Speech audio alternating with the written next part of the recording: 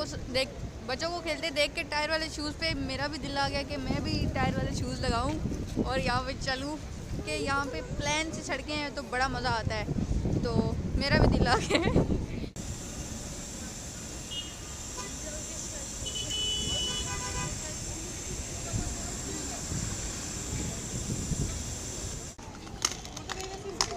Tyre वाले shoes के साथ बच्चे खेल रहे हैं।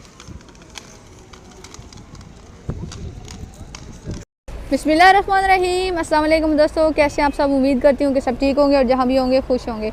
और मेरी यही दुआ है कि अल्लाह आप सबको खुश रखे, आबाद रखे और अच्छी सेहत से भरी हुई लंबी ज़िंदगी दे। आमीन सुम आमीन। और इसके साथ साथ अल्लाह ताला आपकी दिल की जो तमाम नेक ख्वाहिशात हैं उनको भी पूरा करे, आमीन। दुआ के साथ हम आज की वीडियो का जी करते हैं आगाज़। आज की वीडियो जो है बहुत ज़्यादा ज़रूरी होने वाली है उन लोगों के लिए जिन लोगों को तुर्की का वीज़ा मिल चुका है, या वो लोग जो तुर्की का वीज़ा लेने का सोच रहे हैं और वो चाहते हैं कि मतलब वो तुर्की में आके यहाँ पे अपना बिज़नेस करें, जॉब करें या सेटलमेंट को कोई इरादा बनाएं। तो ये वीडियो आपके लिए बनी है जनाब। तो वीडियो को शुरू करने से पहले हम आपसे ये रिक्वेस्ट करेंगे कि अगर आप चैनल पे नए हैं तो चैनल को लाज़मी से सब्सक्राइब कर लें, क्योंकि इस चैनल पर बहुत ही ज़्यादा अच्छी इन्फॉर्मेटिव वीडियोस आएंगी इंशाल्लाह फ्यूचर में तुर्की के हवाले से। अच्छा, आज का हमारा टॉपिक ये है कि तुर्की का TRC कार्ड कैसे अप्लाई किया जाए। तो वेरी इजी, वेरी सिंपल, बहुत ही इजी है यहाँ का कार्ड अप्लाई करना, इतना मुश्किल नहीं है। तो जी, TRC अप्लाई करने की रिक्वायरमेंट्स क्या हैं और ये TRC कार्ड किन को मिल सकता है और किन को नहीं। तो पहली बात, जिस बंदे के पास टूरिस्ट वीज़ा है, चाहे वो 1 दिन का है या हफ्ते का है या 10 दिन का है, वो TRC कार्ड अप्लाई कर सकता है। अगर आप लीगल तरीके से तुर्की में इंटर हुए हैं वीज़ा लेके, तो आप इस बात के अहल हैं कि आप यहाँ का TRC ले सकते हैं, टूरिस्ट कार्ड, और आप उस पे यहाँ पर मतलब जब दिल करे आएँ और जाएँ, यहाँ पे काम करें, बिज़नेस करें। ये तो सबसे पहले हम अब बात करते हैं कि TRC कार्ड के बेनिफिट्स क्या हैं। तो ये TRC कार्ड इसलिए लिया जाता है कि मोस्टली जो ज़्यादा टूरिस्ट होते हैं, मतलब जिनका आना जाना लगा रहता है, तो बार बार वीज़ा अप्लाई करने के झंझट से बचने के लिए वो लोग जो है TRC अप्लाई कर लेते हैं और फिर साल में 10 चक्कर लगाओ, 20 लगाओ, जब दिल करे आओ जाओ। अपने मुल्क वाला हाल हो जाता है, बस कार्ड दिखाया और आ गए। ये तो पहला फ़ायदा था।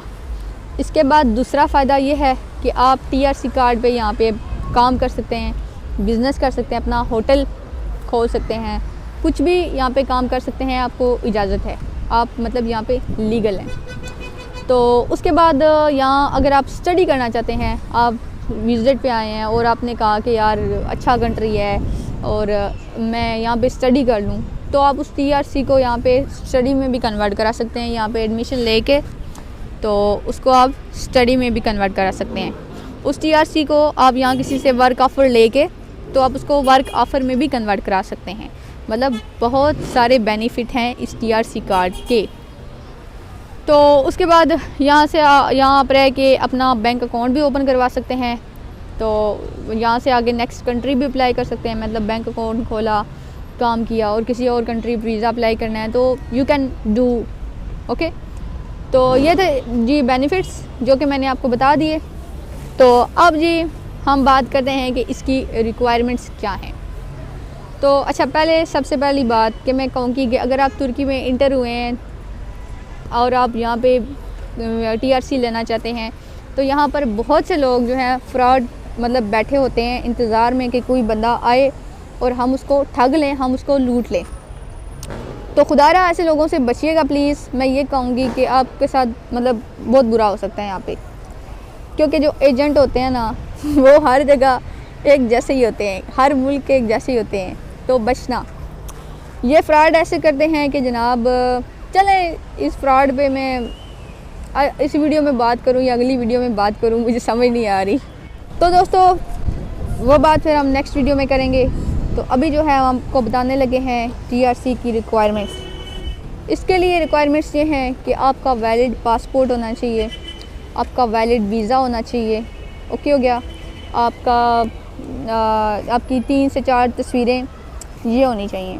तो इसके अलावा आपको यहाँ पर घर लेना पड़ेगा रेंट पे, उसका रेंटल एग्रीमेंट लगाना पड़ेगा। आपको इंश्योरेंस जो है 1 साल की लगानी पड़ेगी। और ये जो चीज़ें हैं, ये रिक्वायरमेंट्स हैं, ये ज़रूरी हैं टीआरसी अप्लाई करने के लिए। अगर इनमें से एक भी चीज़ कम होती है तो आपका कार्ड अप्लाई नहीं होगा। तो अगर आप 10 दिन का वीज़ा या 1 हफ़्ते का वीज़ा है तो आप जैसे ही यहाँ पे इंटर हों दूसरे दिन कार्ड जो है आप अपना अप्लाई कर दें, क्योंकि दोस्तों अगर वीज़ा ख़त्म हो गया तो फिर कार्ड अप्लाई नहीं होगा, क्योंकि फिर ये होगा कि आप यहाँ पे हो जाएंगे इलीगल। जब आप जाएंगे एयरपोर्ट तो ये लोग आपको भेज तो देंगे पाकिस्तान वापस, लेकिन आपके पासपोर्ट पे लगाएंगे डिपोर्ट की स्टैम्प।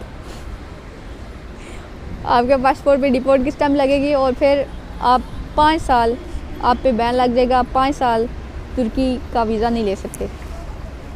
तो अब जी बात करते हैं कंसल्टेंट की। तो कंसल्टेंट लोग ये होते हैं कि हम लोगों की ज़िंदगी यहाँ पे आसान कर देते हैं। हम उन्हें कुछ फ़ीस देते हैं और वो उसके बदले हमारी जो रेंटल एग्रीमेंट तैयार कर देते हैं, हमारी ट्रैवल इंश्योरेंस बना देते हैं, हमारा मतलब कार्ड जो है वो अप्लाई करवा देते हैं। तो अगर आप यहाँ तुर्की आना चाहते हैं, अपना टीआरसी अप्लाई करवाया है, मैं आपका रब्ता उनसे करवा दूँगी इंशाल्लाह। तो बाकी आप किसी फ्रॉडिये के पल्ले मत पड़िएगा, क्योंकि यहाँ पर बहुत ज़्यादा फ्रॉड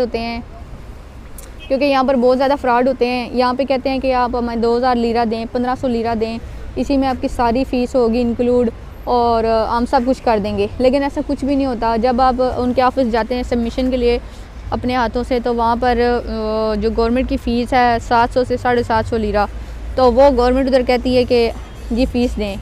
तो यही सबसे बड़ा फ्रॉड होता है। उस टाइम बंदे के पास पैसे ही नहीं मौजूद होते और वो कार्ड अप्लाई नहीं हो सकता। तो इस चीज़ से बचिएगा प्लीज़।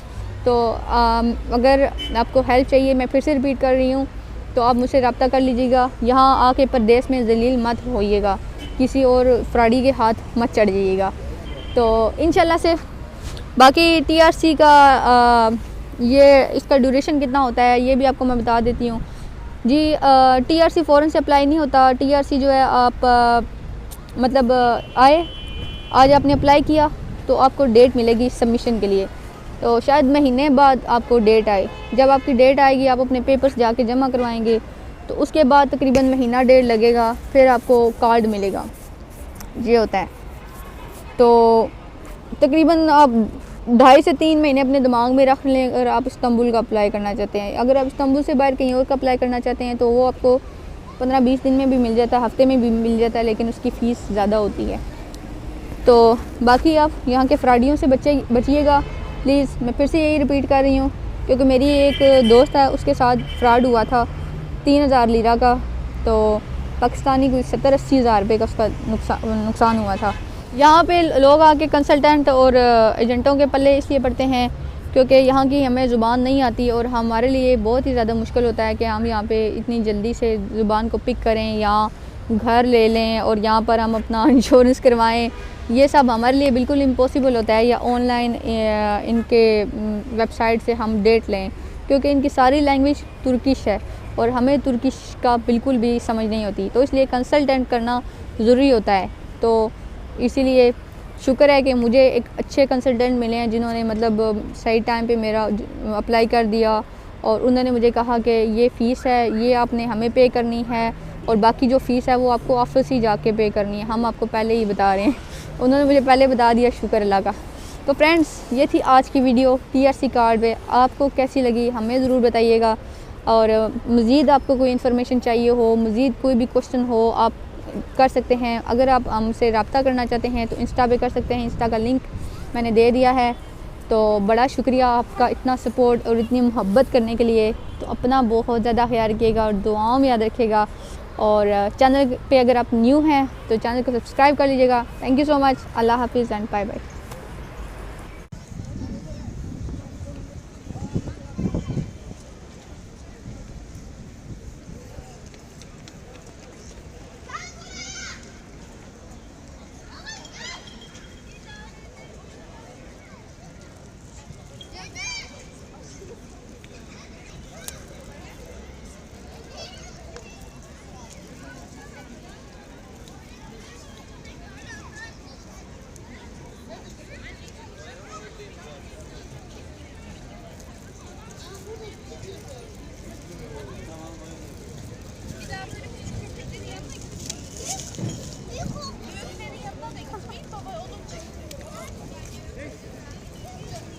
दुनिया का सबसे छोटा कुत्ता।